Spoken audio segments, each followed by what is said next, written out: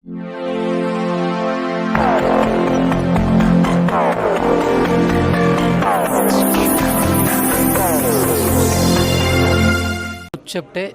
उपसरपंच रामगाव. मला वाटतं अनुजजी आपण ज्या वेळेस मनोज जरांगे पाटील यांची सभा आयोजित करण्यात आलेली होती आणि त्या सभेच्या दरम्यान तुम्ही तिकडे उपस्थित होतात आणि आपला तिकडे संवाद देखील झालेला होता. काय सांगाल त्याबद्दल? त्यावेळेस आपला संवाद झाला, कारण आम्हाला जर जरांगे पाटील जर ओबीसीतून जर आरक्षण मागत असते तर माझ्या गावाची आम्ही एक एकरीसुद्धा जमीन दिली नसती. कारण आमची भावना अशी होती त्यांना की आरक्षण भेटावं, पण आरक्षण हा ओबीसीतून भेटावं जर अशी त्यांची भूमिका असती तर आम्ही त्यांना एक गुंठाही जमीन आमच्या गावची त्यांना दिली नसती आणि तिथं सहकार्य केलं नसतं. आम्ही एक महिन्यापासून तिथं 15 दिवसापासून त्या सभेसाठी तयारीत होतो. त्यावेळेस त्यांची भूमिका काय होती आणि कशा पद्धतीनं ते आरक्षण मागत होते? त्यांची भूमिका एक होती की सर्वसामान्य गरीब मराठ्यांना आरक्षण द्यावा. ठीक आहे, आम्हाला पण मान्य आहे की ठीक आहे, गरीब मराठ्यांना आरक्षण भेटावं, पण त्या गरीब मराठ्यांना आरक्षण ते आता जर ओबीसीतूनच मागत असेल, इथं ओबीसीचेच पहिले एवढे मोठ्या जाती आहेत 370, त्यामध्ये त्यांचा कुठं त्या धागादोरा लागत नाही आणि तुम्ही जर परत ओबीसीतून आरक्षण मागत असेल तर आमचं काय?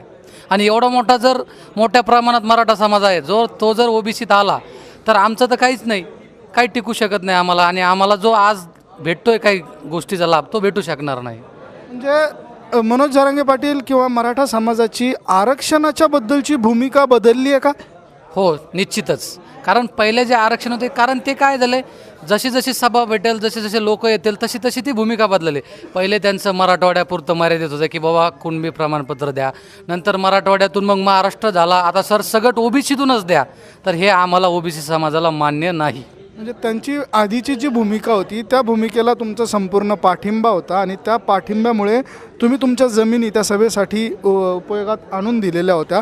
परंतु आता त्यांची जी भूमिका बदललेली आहे म्हणून तुमचा त्यांना आता विरोध सुरू झालेला आहे का? हो, भूमिका बदलायचा विषय असा आमचं आजही पण म्हणणं आहे, जर गरीब मराठा समाजाला आरक्षण भेटत असेल ओबीसी सोडून तर आमचा पाठिंबा आहे. पण जर मराठा समाजाला ओबीसीतून आरक्षण पाहिजे असेल तर आमचा विरोध आहे आणि आम्ही ते होऊ देणार नाही किंवा मराठा समाजाला ओबीसीत येऊ देणार. त्यांना त्यांचा प्रवर्ग काहीतरी वेगळा करावा, मराठा समाजाला महाराष्ट्र शासनाने काहीतरी वेगळ्या पद्धतीने आरक्षण द्यावं, त्यासाठी आम्ही त्यांना सपोर्ट करू. ओबीसीमधनं आरक्षण देण्यात येऊ नये किंवा ओबीसीमध्ये मराठा समाजाला आरक्षण देण्यात येऊ नये अशी दादांची मागणी आहे, म्हणणं आहे.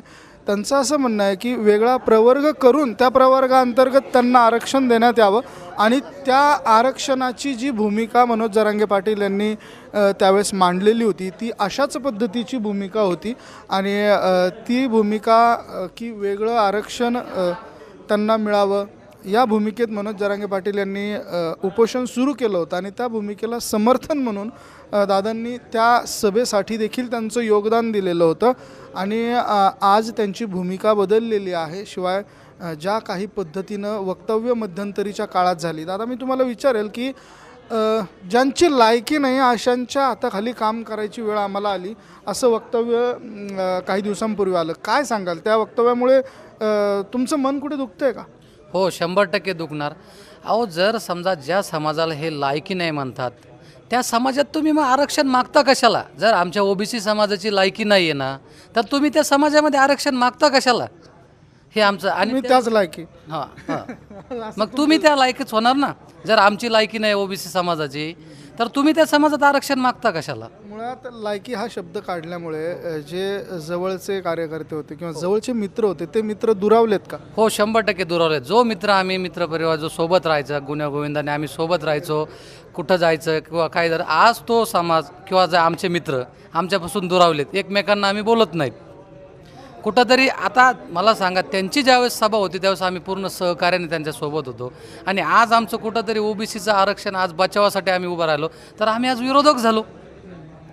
हे बरं, यामध्ये आता इथेच याच स्टेजवरती काही मंडळींचं असं म्हणणं आहे की याला आतून पुढाकार दिला जातो आणि यामध्ये काही स्थानिक राजकारण्यांचा देखील समावेश आहे. काय वाटतं तुम्हाला? असू शकतो.